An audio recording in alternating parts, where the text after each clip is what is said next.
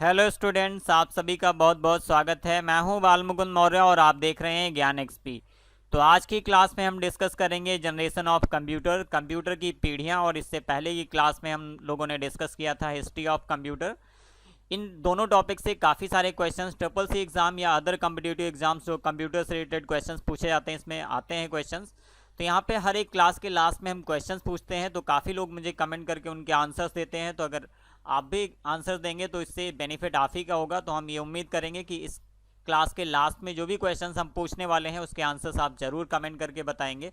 और वो important questions होते हैं, आप उसको कहीं पे नोट डाउन करके रख लीजिए और उसके आंसर्स भी साथ में नोट डाउन कर लीजिए। अगर कोई कन्फ्यूजन होता है तो आप हमें व्हाट्सएप करके पूछ सकते हैं उनके करेक्ट आंसर्स।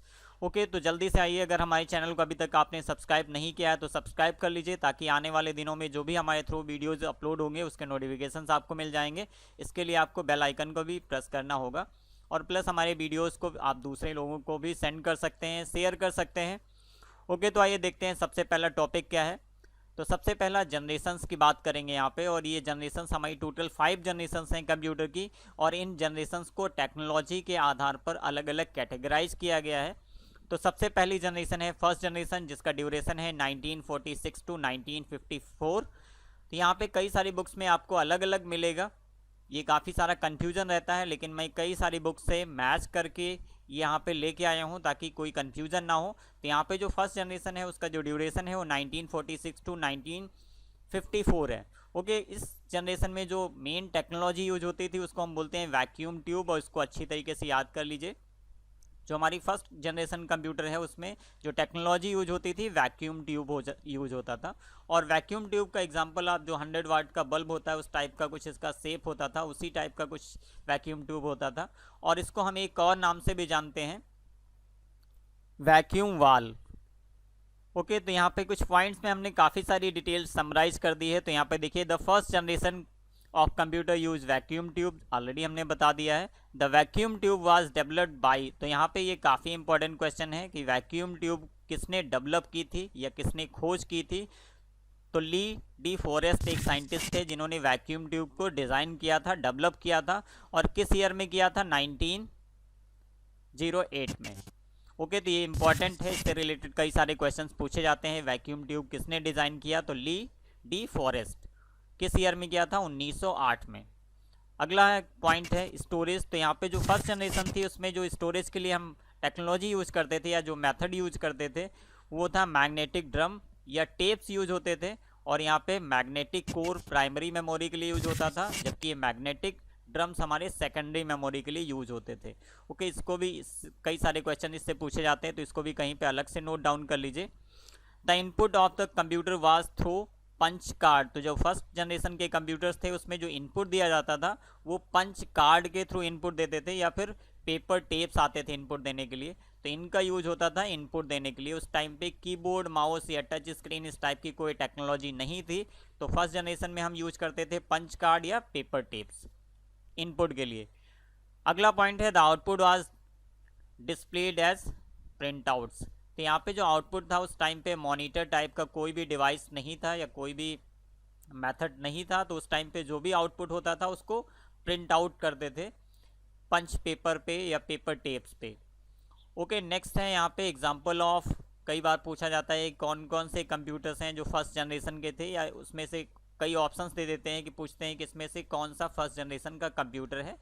तो एनियाक, एडीवैक, यूनिवैक, IBM 701, IBM 650, ये कंप्यूटर हमारे फर्स्ट जनरेशन के कंप्यूटर्स थे। और इन सभी कंप्यूटर्स में ये ऊपर की जो भी हमने पॉइंट्स डिस्कस किए ये टेक्नोलॉजी यूज हुआ करती थी। अब यहाँ पे फर्स्ट जनरेशन के कुछ ड्रॉबैक्स थे, डिसएडवांटेजेस थे। तो यहाँ पे जो साइज़ था वो काफ़ी बड़ा साइज़ था, मींस जैसे 50x50 के रूम में एक पूरा कंप्यूटर सेटअप होता था, तो साइज़ काफ़ी ज़्यादा था। और इसकी वजह से इसकी कॉस्ट बहुत ज़्यादा होती थी और ये बहुत ज़्यादा हीट जनरेट करता था। और इसकी जो स्पीड थी बहुत ज़्यादा स्लो थी। ओके, ये इसके मेन ड्रॉबैक थे। सबसे ज़्यादा जो बड़ा साइज़ था वो फर्स्ट जनरेशन में था। जैसे जैसे जनरेशन हमारी चेंज होती गई वैसे वैसे जो कंप्यूटर का साइज़ था वो रिड्यूस होता गया, प्लस उसकी जो स्पीड थी वो धीरे धीरे इंक्रीज होती गई। तो यहाँ पे कई सारे फैक्टर्स हम आगे डिस्कस करने वाले हैं। तो यहाँ पे अभी आप दिमाग में बिठा लीजिए कि साइज़ बहुत ज़्यादा था, कॉस्ट ज़्यादा थी, हीट बहुत ज़्यादा जनरेट करते थे, मींस हमें एसी वगैरह की ज़रूरत पड़ती थी इसको कूल करने के लिए, प्लस ये इनकी जो स्पीड थी बहुत स्लो थे।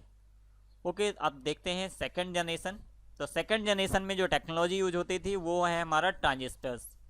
ट्रांजिस्टर्स यूज होने लगे थे सेकंड जनरेशन में, और ट्रांजिस्टर्स का बेनिफिट ये था कि कई सौ वैक्यूम ट्यूब को जो काम करती थी वो सिंगल एक ट्रांजिस्टर करने लगा। तो इससे क्या हुआ कि जो फर्स्ट जनरेशन में हमारा जो कंप्यूटर का साइज था वो थोड़ा सा रिड्यूस होके सेकंड जनरेशन में उसका साइज थोड़ा सा कम हो गया।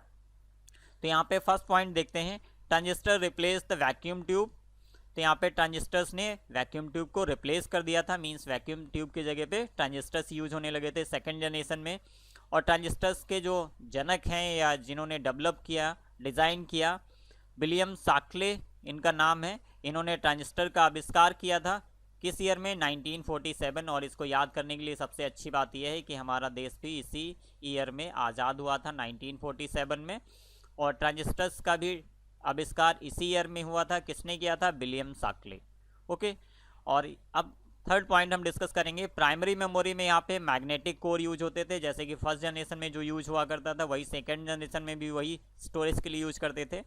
और यहाँ पे मैग्नेटिक टेप या मैग्नेटिक डिस्क हमारा सेकेंडरी मेमोरी के लिए यूज होता था, और यही सेम टेक्नोलॉजी हमारी फर्स्ट जनरेशन में भी थी।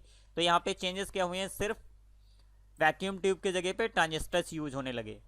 आगे अगर हम इनपुट आउटपुट की बात करें तो इनपुट और के लिए पंच कार्ड्स यूज होते थे, जो कि सेम फर्स्ट जनरेशन में भी यही टेक्नोलॉजी यूज होती थी। और पेपर टेप्स, ये भी फर्स्ट जनरेशन में यूज हुआ करता था।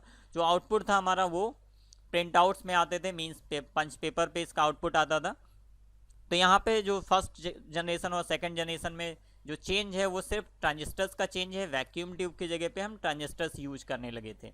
अब यहाँ पे जो सबसे बड़ा चेंज आया सेकंड जनरेशन में, उसमें क्या था कि high level programming languages use होने लगी। मींस फर्स्ट जनरेशन में हमारी जो लैंग्वेज यूज होती थी वो मशीन लैंग्वेज हम यूज करते थे, जबकि सेकंड जनरेशन में हाई लेवल लैंग्वेजेस आ गई। और इसमें कौन कौन सी लैंग्वेज थी जो सेकंड जनरेशन में डिज़ाइन की गई या डेवलप की गई?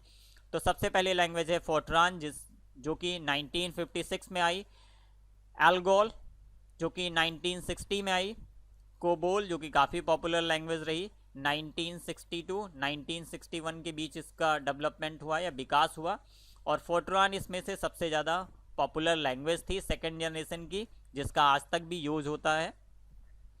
तो यहाँ पे ये कुछ पॉइंट्स थे। हाई लेवल लैंग्वेज हमारी सेकेंड जनरेशन से स्टार्ट हुई है। यहाँ पे ये पॉइंट नोट करने वाला है, इससे रिलेटेड कोई क्वेश्चन पूछा जा सकता है कि हाई लेवल लैंग्वेज का विकास किस जनरेशन में हुआ? तो ये सेकंड जनरेशन में हुआ। इससे भी एक क्वेश्चन बन सकता है। ओके, तो आप बात कर लेते हैं कौन कौन से कंप्यूटर्स थे जो सेकंड जनरेशन में डिज़ाइन किए गए, उनका नाम क्या था। तो IBM 1620 एक कंप्यूटर था जो कि सेकंड जनरेशन का था। IBM 7094 यहाँ पे एक कंप्यूटर है जो कि सेकंड जनरेशन का था। CDC 1604 एक कंप्यूटर है। CDC 3600, यूनिवैक 1105, और ये हमारा एक कॉमर्शियल कंप्यूटर था। ओके, इसका डेवलपमेंट हालांकि फर्स्ट जनरेशन में हो चुका था कॉमर्शियल यूज करने के लिए, लेकिन उसका जो मॉडिफाइड वर्जन था, एडवांस वर्जन था, वो हमारा सेकंड जनरेशन में आ चुका था, और जिसका नाम है यूनिवैक 1108। ओके, अब यहाँ पे बात करेंगे साइज की। तो यहाँ पे साइज थोड़ा सा रिड्यूस हुआ था as compare to first generation. Cost भी थोड़ी सी कम हुई थी, लेकिन हीट यहाँ पे अब भी जनरेट हो रही थी। यहाँ पे हमें एयर कंडीशन की ज़रूरत पड़ रही थी, और जो स्पीड थी वो एज कम्पेयर फर्स्ट जनरेशन से थोड़ी सी इम्प्रूव हुई थी, ज़्यादा नहीं लेकिन थोड़ी सी इम्प्रूव हुई थी। लेकिन ये बाकी अदर जनरेशन से स्लोवेस्ट कंप्यूटर थे। ओके, तो ये सेकंड जनरेशन का है, और इसमें काफ़ी सारे क्वेश्चंस बनते हैं कि ट्रांजिस्टर्स किसने बनाया, किस ईयर में डेवलप हुआ, और यहाँ पे स्टोरेज के लिए कौन कौन से टेक्नोलॉजी यूज होती थी। स्टोरेज के लिए हम मैग्नेटिक कोर या फिर मैग्नेटिक टेप या फिर मैग्नेटिक डिस्क यूज करते थे। और हाई लेवल प्रोग्रामिंग लैंग्वेज भी हमारी सेकंड जनरेशन कंप्यूटर में आ चुकी थी। ओके, अब बात करते हैं थर्ड जनरेशन की। तो यहाँ पे थर्ड जनरेशन में काफ़ी ज़्यादा चेंज हो गया। थर्ड जनरेशन में जो टेक्नोलॉजी यूज होती थी उसको बोलते हैं इंटीग्रेटेड सर्किट, और यहाँ पे उसको शॉर्ट फॉर्म में बोलते हैं IC, जो कि काफ़ी पॉपुलर है। आज तक इसको हम यूज करते चले आ रहे हैं, कई अलग अलग जगहों पे ICs का यूज करते हैं। आप आए दिन सुनते होंगे कि ये IC जल गई, इसको हमें चेंज कराना है। तो ये IC हमारी किस जनरेशन से स्टार्ट हुई थी? थर्ड जनरेशन कंप्यूटर से स्टार्ट हुई थी। तो यहाँ पे ट्रांजिस्टर्स को IC ने रिप्लेस कर दिया। तो इससे बेनिफिट क्या हुआ? कई हंड्रेड ट्रांजिस्टर्स के जो फीचर्स थे या फंक्शनलिटीज़ थी उसको एक सिंपल सी चिप में डाल दिया गया आईसी में, और आईसी को हम सिलिकॉन चिप भी बोलते हैं। तो कई बार ये क्वेश्चन पूछा जा सकता है कि आईसी को किस दूसरे नाम से जानते हैं, तो इसको हम बोलते हैं सिलिकॉन चिप, और ये सिलिकॉन से बनी होती है। ओके, तो यहाँ पे द नेक्स्ट पॉइंट देखते हैं, the IC was invented by, तो ये भी क्वेश्चन इंपॉर्टेंट है, आईसी को किसने डेवलप किया था, डिज़ाइन किया था या आविष्कार किसने किया था? Jack Kilby. 1959 में आईसी का डेवलपमेंट हुआ था। ओके, अब नेक्स्ट पॉइंट पे आते हैं, प्राइमरी मेमोरी। तो यहाँ पे मैग्नेटिक कोर थर्ड जनरेशन में भी यूज होते थे, और सेकेंडरी मेमोरी में भी मैग्नेटिक डिस्क या फिर मैग्नेटिक टेप यूज हुआ करते थे। तो यहाँ पे स्टोरेज के लिए ज़्यादा कुछ चेंज नहीं हुआ था, बस स्टोरेज कैपेसिटी थोड़ा सा इंप्रूव हो गई थी, क्योंकि जो ट्रांजिस्टर्स यूज होते थे उनकी जगह पे आईसीज यूज होने लगी। तो यहाँ पे जो हमारी परफॉर्मेंस थी या स्पीड थी कंप्यूटर की वो बढ़ गई, प्लस हमारी जो स्टोरेज कैपेसिटी थी वो काफ़ी ज़्यादा इंप्रूव हो गई थी। अब यहाँ पे काफ़ी कुछ बड़ा चेंज आपको देखने को मिलेगा। इससे पहले जो हम फर्स्ट जनरेशन और सेकंड जनरेशन में जो इनपुट मेथड यूज करते थे या इनपुट का जो तरीका यूज करते थे वो पंच कार्ड था या फिर पेपर टेप्स थे। अब यहाँ पे देखिए इनपुट्स के लिए हम यूज करने लगे थे कीबोर्ड एंड माउस। ये हमारा किस जनरेशन से स्टार्ट हुआ है? Third generation. तो इससे भी एक क्वेश्चन बनता है, कीबोर्ड और माउस का विकास किस जनरेशन से हुआ या इसका यूज किस जनरेशन से स्टार्ट हुआ? तो ये हमारा थर्ड जनरेशन से माउस और कीबोर्ड का यूज स्टार्ट हो गया था। ओके, यहाँ पे नेक्स्ट पॉइंट है, output was displayed as monitor. तो यहाँ पे ये भी काफ़ी बड़ा चेंज है, जो हमारा मॉनिटर था वो थर्ड जनरेशन से स्टार्ट हो गया था। मीन्स हमारा जो आउटपुट था वो मॉनिटर स्क्रीन पे डिस्प्ले होने लगा था। इससे पहले क्या था, पेपर टेप से आउटपुट प्रिंट आउट के फॉर्म में मिलता था, जबकि थर्ड जनरेशन में मॉनिटर उसकी जगह पे आ चुके थे, हम उसको डिस्प्ले पे देख सकते थे कि क्या आउटपुट आ रहा है। अब यहाँ पे बात करेंगे कुछ हाई लेवल प्रोग्रामिंग लैंग्वेज और इंट्रोड्यूस हुई थर्ड जनरेशन में, जिसमें से फोर्ट्रान, एल्गोल और कोबोल ये पहले से थी, सेकंड जनरेशन में आ चुकी थी। यहाँ पे बेसिक एक नई लैंग्वेज इंट्रोड्यूस हुई थी जो कि थर्ड जनरेशन में इंट्रोड्यूस हुई। तो इससे भी रिलेटेड एक क्वेश्चन पूछा जा सकता है कि बेसिक लैंग्वेज किस जनरेशन से स्टार्ट हुई? तो ये हमारी थर्ड जनरेशन से स्टार्ट हुई है। ओके, यहाँ पे कुछ एग्जांपल्स हैं कौन कौन से कंप्यूटर्स थर्ड जनरेशन में डिज़ाइन किए गए या डेवलप किए गए। तो IBM 360 सीरीज, हॉर्नवेल 6000 सीरीज, PDP जिसको हम पर्सनल डेटा प्रोसेसर्स बोलते हैं, ये डिज़ाइन हुआ। IBM 370/168 एक कंप्यूटर था, ये थर्ड जनरेशन में डिज़ाइन किया गया। TDC 316 ये भी कंप्यूटर हमारा थर्ड जनरेशन का कंप्यूटर है। तो इसको आप कहीं पे नोट डाउन कर लीजिए, नोट कर लीजिए, कई बार क्वेश्चंस पूछ लिए जाते हैं। MCQ में कई सारे कंप्यूटर्स के नाम दिए गए होंगे, उसमें से पूछा जाएगा इसमें से सेकंड जनरेशन का कंप्यूटर कौन सा है, तो आप उसके लिए इसको नोट डाउन कर लीजिए ताकि याद हो जाए। अब यहाँ पे एक डिसएडवांटेज था, जो आईसीज थी उनको थोड़ा सा मेंटेनेंस कॉस्ट उनकी ज़्यादा थी, क्योंकि आईसी बहुत ज़्यादा जल्दी फूक जाती थी या जल जाती थी हीट की वजह से। तो यहाँ पे इसका मेंटेनेंस की थोड़ी सी प्रॉब्लम थी, क्योंकि एक आईसी सिंगल आईसी कई सारे ट्रांजिस्टर्स का काम करती थी, तो यहाँ पे लोड भी काफ़ी पड़ता था। तो ये यहाँ पे एक मेन ड्रॉबैक था थर्ड जनरेशन का। लेकिन यहाँ पे जो स्टोरेज कैपेसिटी थी, स्पीड थी और प्लस साइज था, वो काफ़ी ज़्यादा रिड्यूस हो चुका था as compare to first and second generation. अब हम बात करेंगे फोर्थ जनरेशन की, जो काफ़ी ज़्यादा एडवांस जनरेशन बन चुकी थी इस टाइम तक, और इसका जो ड्यूरेशन है वो 1971 टू 1980। ओके, जबकि थर्ड जनरेशन की अगर हम बात करें तो ये हमारा 1964 टू 1971 के बीच हमारी थर्ड जनरेशन थी, और अगर हम फोर्थ जनरेशन की बात करें तो 1971 टू 1980 इसका ड्यूरेशन है फोर्थ जनरेशन का। और यहाँ पे जो टेक्नोलॉजी यूज होती थी वो होती थी LSI और VLSI। तो यहाँ पे कई बार इसका फुल फॉर्म भी पूछ लिया जाता है, तो ये होता है हमारा लार्ज स्केल इंटीग्रेशन, इसका फुल फॉर्म है, और VLSI का फुल फॉर्म होता है वेरी लार्ज स्केल इंटीग्रेशन, और इसका यूज किस जनरेशन में हुआ? फोर्थ जनरेशन में। ओके, तो यहाँ पे फर्स्ट पॉइंट में सिर्फ फुल फॉर्म ही दिया है मैंने। अगला यहाँ पे बहुत ज़्यादा बड़ा चेंज होने वाला है जो फोर्थ जनरेशन में, MS-DOS विंडो इंट्रोड्यूस हुआ था, इसमें ऑपरेटिंग सिस्टम है ये MS-DOS। इसका फुल फॉर्म भी कई बार एग्जाम में पूछा जाता है। MS का मतलब है यहाँ पे माइक्रोसॉफ्ट, DOS का फुल फॉर्म होता है disk operating system, and MS Windows. और यहाँ पे विंडोज़ भी इंट्रोड्यूस हो गए थे, किसके थ्रू? माइक्रोसॉफ्ट कंपनी ने अपने विंडोज़ भी लॉन्च कर दिए थे।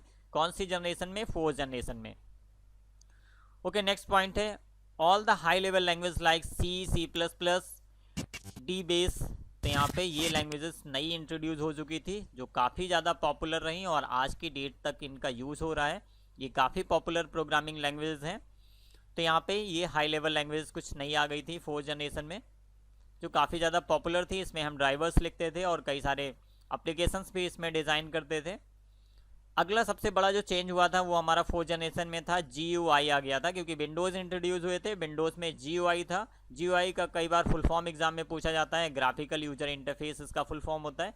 कई बार एग्जाम में इसका फुल फॉर्म पूछा जाता है। और ये किस जनरेशन से स्टार्ट हुआ?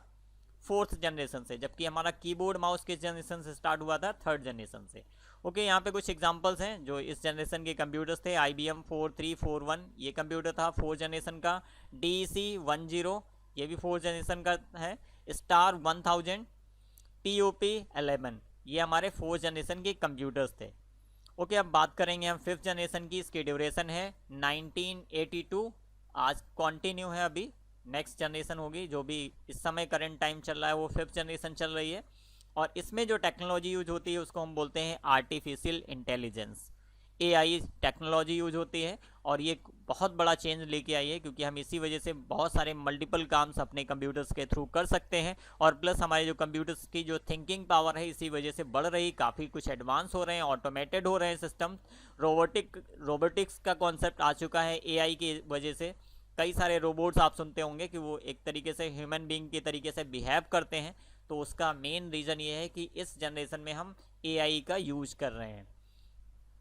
ओके, तो यहाँ पे सबसे पहला पॉइंट डिस्कस करेंगे, use the ultra large scale integration. और यहाँ पे क्या होने लगा?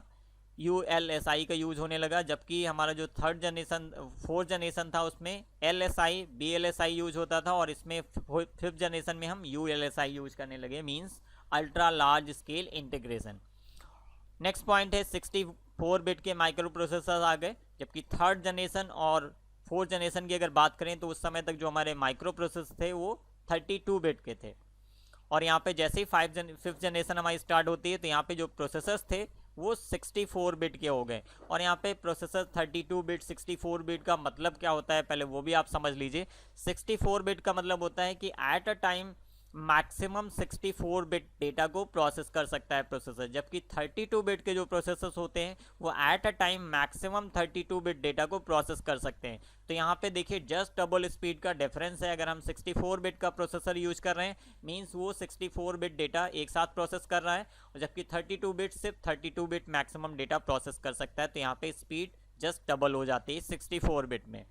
ओके, अगला पॉइंट है all high level programming language and natural language processing का कॉन्सेप्ट आ गया था। जैसे आप अभी वॉइस टाइपिंग कर लेते हैं तो ये क्या है? NLP का कॉन्सेप्ट होता है। इसको हम शॉर्ट फॉर्म में NLP बोलते हैं, नेचुरल लैंग्वेज प्रोसेसिंग। और हम अपने कंप्यूटर्स को या मोबाइल्स के थ्रू या कई सारे डिवाइसेस होते हैं जिनमें हम सिर्फ अपनी वॉइस कमांड के थ्रू अपने सिस्टम को हैंडल कर सकते हैं, मॉनिटर कर सकते हैं या उसको ऑपरेट कर सकते हैं। तो यहाँ पे ये कॉन्सेप्ट हमारा 5th जनरेशन में स्टार्ट हुआ। ये काफ़ी बड़ा चेंज हुआ और इससे हमारा जो कंप्यूटर है वो काफ़ी ज़्यादा यूज़र फ्रेंडली बन गया। मीन्स हमें कीबोर्ड के थ्रू या माउस के थ्रू या टच स्क्रीन के थ्रू इनपुट ना देके सिर्फ हम वॉइस कमांड के थ्रू अपने पूरे सिस्टम को हैंडल कर सकते हैं, चला सकते हैं, यूज कर सकते हैं। ओके, अगला है पॉइंट यहाँ पे एडवांसमेंट इन पैरेलल प्रोसेसिंग। तो यहाँ पे ये भी काफ़ी बड़ा चेंज हुआ है। पैरेलल प्रोसेसिंग का मतलब होता है कि एक साथ कई सारे प्रोसेस काम करते हैं या एक साथ कई सारे प्रोसेसेस को हम एग्जीक्यूट कर सकते हैं, बराबर वो चलते रहते हैं। जबकि इससे पहले जो टेक्नोलॉजी थी वहाँ पे अगर 10 प्रोसेस हैं तो 1 बाय 1 एग्जीक्यूट होते थे। आज की डेट में क्या अगर हमारे पास 10 प्रोसेस हैं जिसको हम सिस्टम पे एग्जीक्यूट करना चाहते हैं तो पैरेलली एक साथ हम इनपुट दे सकते हैं और वो साथ में एग्जीक्यूट होके उसका जो भी आउटपुट होगा वो जनरेट हो जाएगा। अब यहाँ पे इसके जो एग्जांपल्स हैं डेस्कटॉप यूज होने डेवलप हुए हैं 5th जनरेशन में, laptop, notebook, ultra book, Chrome book, ये सब किस जनरेशन के कंप्यूटर्स हैं? हमारे 5th जनरेशन के कंप्यूटर्स हैं।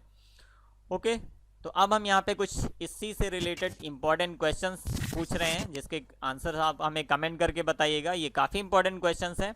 अभी तक आपने जो भी पॉइंट्स यहाँ पे सीखे होंगे या डिस्कस किया है मैंने उससे रिलेटेड क्वेश्चंस हैं, तो आप ये कमेंट करके ज़रूर बताइएगा इनके आंसर्स क्या हैं। यहाँ पे मैंने कुछ क्वेश्चंस इंग्लिश में रखे हैं, हिंदी में रखे हैं। मैं यहाँ पे आपको रीड आउट करके बता रहा हूँ, इजीली आप समझ जाएंगे और इसका करेक्ट आंसर आप कमेंट करके बताइएगा।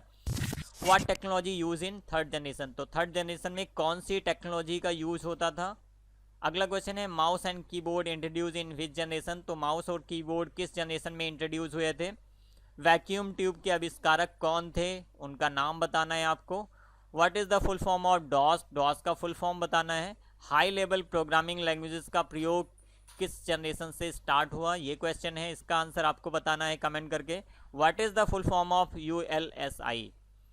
ओके, नेक्स्ट है यूनिवैक 1108 किस जनरेशन का कंप्यूटर है। ये काफ़ी इंपॉर्टेंट क्वेश्चन है और इस उम्मीद करते हैं आप सभी लोग इस क्वेश्चंस का आंसर कमेंट करके ज़रूर बताएंगे। और प्लस ये क्वेश्चंस आप कहीं पे अपनी नोटबुक में नोट डाउन करके रख लीजिए और इनके आंसर्स भी नोट कर लीजिए। अगर आंसर नहीं पता है तो आप हमें व्हाट्सएप पे मैसेज करके इनके आंसर्स पूछ सकते हैं। ओके, अगर इससे रिलेटेड कोई क्वेरी है तो प्लीज़ हमें कमेंट ज़रूर करिएगा। आप चाहें तो हमें व्हाट्सएप पे भी ज्वाइन कर सकते हैं।